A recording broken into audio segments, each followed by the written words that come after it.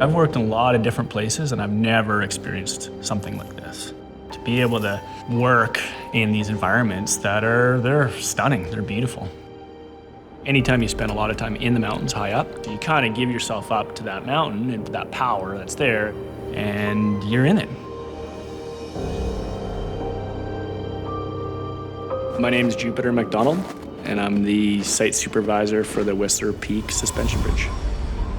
The work's pretty tough most of the time. It's super labor intensive, really long days, and harsh elements. Anybody who's familiar with being up in the mountains, the weather changes like that.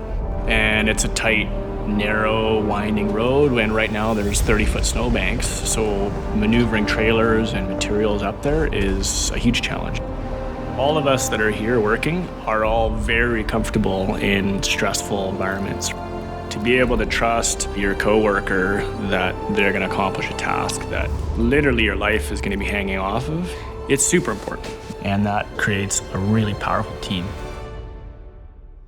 We're working in really remote environments, and the ability to be cord-free, it's a massive benefit for us.